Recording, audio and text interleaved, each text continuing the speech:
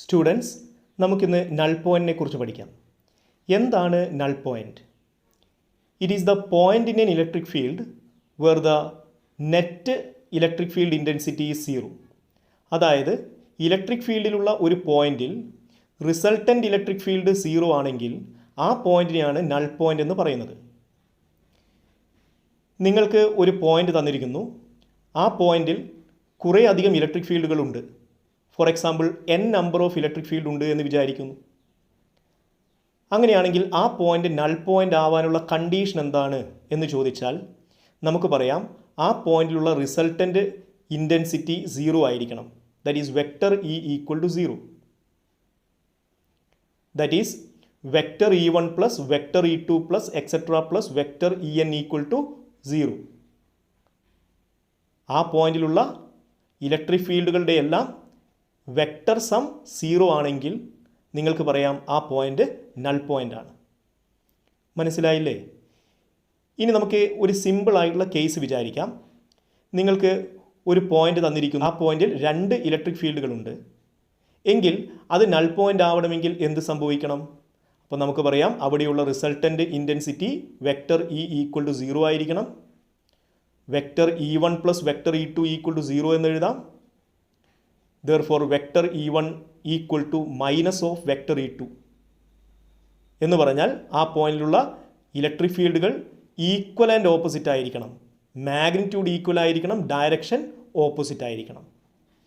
മനസ്സിലായില്ലേ? ഇനി നമുക്കിത് രണ്ട് കേസുകളായിട്ട് അനലൈസ് ചെയ്യാം. First case, what is a null point in the case of two similar charges. രണ്ട് സിമിലർ ചാർജുകളുടെ കേസിൽ നൾ പോയിന്റ് എങ്ങനെ കണ്ടുപിടിക്കാം? നിങ്ങൾക്കിവിടെ രണ്ട് സിമിലർ ചാർജുകൾ തന്നിട്ടുണ്ട്. Q1, Q2. They are separated by some distance. Similar charge എന്ന് പറയുമ്പോൾ രണ്ടിൻ്റെയും സൈനുകൾ സെയിം ആണ് എന്നർത്ഥം. എന്ന് പറഞ്ഞാൽ രണ്ടും പോസിറ്റീവ് ആയിരിക്കാം അല്ലെങ്കിൽ രണ്ടും നെഗറ്റീവ് ആയിരിക്കും. മനസ്സിലായില്ലേ? പക്ഷെ അതിൻ്റെ മാഗ്നിറ്റ്യൂഡ് ഈക്വൽ ആവണം നിർബന്ധമില്ല. ഇവിടെ തന്നിരിക്കുന്നത് Q1 ഗ്രേറ്റർ ദാൻ Q2 എന്നാണ്. ഈ ഒരു കേസിൽ നൾ പോയിന്റ് എങ്ങനെയാണ് കണ്ടുപിടിക്കുന്നത് എന്ന് നോക്കാം. ആദ്യമായി നിങ്ങൾ ചെയ്യേണ്ടത് ഒരു പോയിന്റ് മാർക്ക് ചെയ്യുക. ഞാനിവിടെ ഒരു പോയിന്റ് മാർക്ക് ചെയ്ത് നോക്കൂ. രണ്ട് ചാർജുകളുടെയും ഇടയിൽ ആ രണ്ട് ചാർജുകളെയും കണക്ട് ചെയ്യുന്ന ലൈനിന് മുകളിലാണ് മാർക്ക് ചെയ്തിരിക്കുന്നത്. ആ പോയിന്റ് നൾ പോയിന്റ് ആയിരിക്കണമെങ്കിൽ ഉള്ള കണ്ടീഷൻ നമുക്കറിയാം. നെറ്റ് ഇൻറ്റൻസിറ്റി സീറോ ആയിരിക്കണം. ഈ പോയിന്റിൽ നമുക്ക് രണ്ട് ഇലക്ട്രിക് ഫീൽഡുകൾ കാണാം. ഒന്ന് Q1 ഉണ്ടാക്കുന്നത്, രണ്ട് Q2 ഉണ്ടാക്കുന്നത്. ഇനി നിങ്ങൾ ചെയ്യേണ്ടത് ഈ ഇലക്ട്രിക് ഫീൽഡുകളുടെ ഡയറക്ഷൻ കണ്ടുപിടിക്കുക. നമുക്കറിയാം Q1 പോസിറ്റീവ് ചാർജ് ആയതുകൊണ്ട് അത് ഈ പോയിന്റിൽ ഉണ്ടാക്കുന്ന ഇലക്ട്രിക് ഫീൽഡിൻ്റെ ഡയറക്ഷൻ റേഡിയലി ഔട്ട്വേർഡ് ആയിരിക്കും. അതുകൊണ്ട് ഞാൻ E1 മാർക്ക് ചെയ്ത് നോക്കൂ. At this point E1 is pointing away from Q1. ശരിയല്ലേ? Q2 positive ചാർജാണ്. അതുകൊണ്ട് അത് കാരണം ഉണ്ടാകുന്ന ഇലക്ട്രിക് ഫീൽഡ് E2 എന്നത് ഞാൻ എങ്ങനെയാണ് മാർക്ക് ചെയ്തെന്ന് നോക്കൂ. അതും റേഡിയലി ഔട്ട്വേർഡ് ആണ്. And at the point it is pointing away radially from the charge Q2. ശരിയല്ലേ? നമുക്കിപ്പോൾ കാണാം ഈ രണ്ട് ഇലക്ട്രിക് ഫീൽഡും ഓപ്പോസിറ്റ് ഡയറക്ഷനിലാണ്. ശരിയല്ലേ? ഇനി ഇത് നൾ പോയിന്റ് ആവണമെങ്കിൽ E1 ഈക്വൽ ടു E2 ആയിരിക്കണം. So you can write E1 equal to E2. E1ഉം E2ഉം എങ്ങനെ കണ്ടുപിടിക്കാം? ഇവ പോയിന്റ് ചാർജുകൾ ഉണ്ടാക്കുന്ന ഇലക്ട്രിക് ഫീൽഡ് അല്ലേ? പോയിന്റ് ചാർജ് ഉണ്ടാക്കുന്ന ഇലക്ട്രിക് ഫീൽഡ് കാണാനുള്ള ഇക്വേഷൻ നമുക്കറിയാം. E is equal to KQ divide by R² ആണ്. അതുകൊണ്ട് E1 എന്ന് പറയുന്ന electric field KQ1 divide by R1² എന്ന് എഴുതാം. E2ൻ്റെ സ്ഥാനത്ത് KQ2 ഡിവൈഡ് ബൈ R2² എന്ന് എഴുതാം. ഈ ഇക്വേഷനിൽ K ക്യാൻസൽ ചെയ്താൽ നമുക്ക് കിട്ടുന്ന ഇക്വേഷൻ എന്താണ്? Q1 by R1² equal to Q2 by R2². ഈ ഇക്വേഷൻ സോൾവ് ചെയ്താൽ നിങ്ങൾക്ക് R1ഉം R2ഉം കണ്ടുപിടിക്കാം. മനസ്സിലായില്ലേ? ഫോർ എക്സാമ്പിൾ നിങ്ങൾ വിചാരിക്കൂ Q1 equal to 200 coulomb, Q2 equal to 50 coulomb. അങ്ങനെയാണെങ്കിൽ ഈ ഇക്വേഷൻ നമുക്ക് എങ്ങനെ എഴുതാം? 200 divide by R1² equal to 50 divide by R2² എന്ന് എഴുതാം. ഇതിനെ സോൾവ് ചെയ്താൽ നിങ്ങൾക്ക് കിട്ടുന്നത് 4R2² is equal to R1². Therefore R1 equal to 2R2. അതായത് R1 ഗ്രേറ്റർ ദാൻ R2. അതായത് നൾ പോയിന്റ് സ്ഥിതി ചെയ്യുന്നത് Q1 എന്ന് പറയുന്ന ചാർജിൽ നിന്ന് അകലെയാണ്, Q2 എന്ന് പറയുന്ന ചാർജിന് അടുത്താണ്. മനസ്സിലായില്ലേ?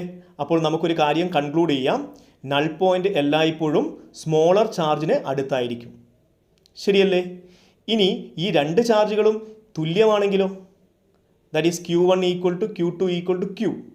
അങ്ങനെയാണെങ്കിൽ ഇക്വേഷൻ നമുക്ക് എങ്ങനെ എഴുതാം? Q divide by R1 square is equal to Q divide by R2 square. ഇത് സോൾവ് ചെയ്താൽ നമുക്ക് എന്ത് കിട്ടും? R1 ഈക്വൽ ടു R2 എന്നല്ലേ കിട്ടുന്നത്.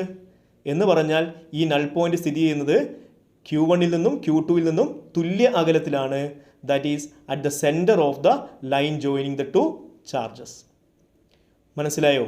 അപ്പോൾ സിമിലർ ചാർജുകളുടെ കേസിൽ നൾ പോയിൻറ്റുമായി ബന്ധപ്പെട്ട് നമുക്ക് 4 കാര്യങ്ങൾ മനസ്സിലായി.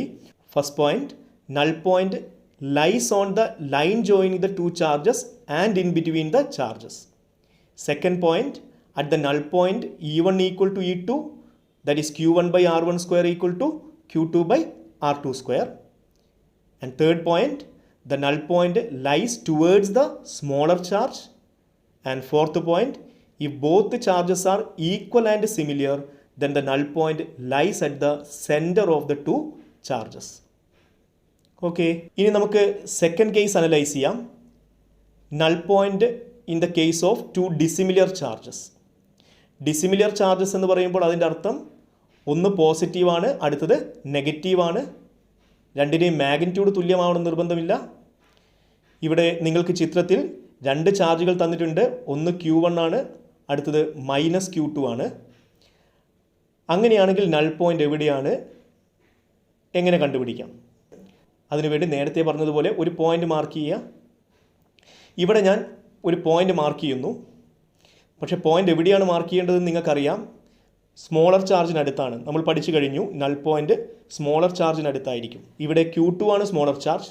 അതുകൊണ്ട് നൾ പോയിൻ്റ് ഞാൻ മാർക്ക് ചെയ്യുന്നത് Q2-നടുത്താണ്. പക്ഷേ എവിടെയാണ് മാർക്ക് ചെയ്യുന്നത്? ഇൻ ബിറ്റ്വീൻ ദ ചാർജസ് ആണോ? അല്ല.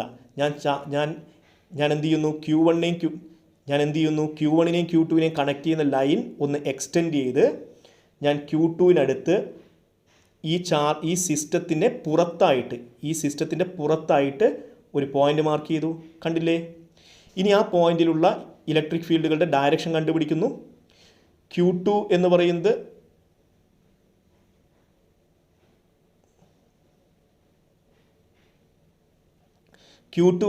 നെഗറ്റീവ് ചാർജാണ്. അതുകൊണ്ട് അതുണ്ടാക്കുന്ന ഇലക്ട്രിക് ഫീൽഡ് റേഡിയലി ഇൻവേർഡ് ആണ്. അതുകൊണ്ട് E2-ൻ്റെ ഡയറക്ഷൻ നോക്കൂ.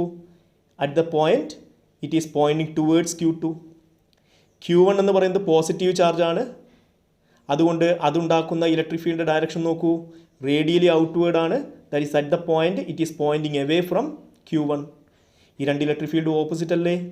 അതുകൊണ്ട് നിങ്ങൾക്ക് പറയാം ഇത് നൾ പോയിൻ്റ് ആവണമെങ്കിൽ E1 ആൻഡ് E2 ആർ. ഇനി ഈ പോയിന്റ് നൾ പോയിൻ്റ് ആവണമെങ്കിൽ എന്ത് സംഭവിച്ചാൽ മതി? E1 E2 ഈക്വൽ ആയാൽ മതി. So you can write E1 equal to E2. നേരത്തെ പറഞ്ഞതുപോലെ തന്നെ നമുക്ക് സോൾവ് ചെയ്യാം. Q1 divide by R1 square equal to Q2 by R2 square എന്ന് കിട്ടും. ഇത് സോൾവ് ചെയ്താൽ നിങ്ങൾക്ക് R1ഉം R2ഉം കണ്ടുപിടിക്കാം. മനസ്സിലായോ? അപ്പോൾ നമുക്കിവിടെ കൺക്ലൂഡ് ചെയ്യാൻ പറ്റുന്ന പോയിന്റുകൾ എന്തൊക്കെയാണ്? In the case of two dissimilar charges the null point lies on the line joining the two charges but outside the system of two charges. ശരിയല്ലേ? Second point, the null point lies towards the smaller charge. Third point, at the null point E1 and E2 are equal, therefore Q1 divided by R1 square equal to Q2 by R2 square. ഈ equation solve ചെയ്താൽ R1ഉം R2ഉം കണ്ടുപിടിക്കാം. മനസ്സിലായില്ലേ? ഇനി ഒരു point കൂടി നിങ്ങൾക്ക് പറയാം. ഈ 2 ചാർജുകളും ഈക്വൽ ആൻഡ് ഓപ്പോസിറ്റ് ആണെങ്കിലോ? നമ്മൾ നേരത്തെ പഠിച്ചിട്ടുണ്ട്, two equal and opposite charges separated by a small distance is called dipole. അതായത് ഒരു ഡൈപോളിൻ്റെ കേസിൽ there is no null point.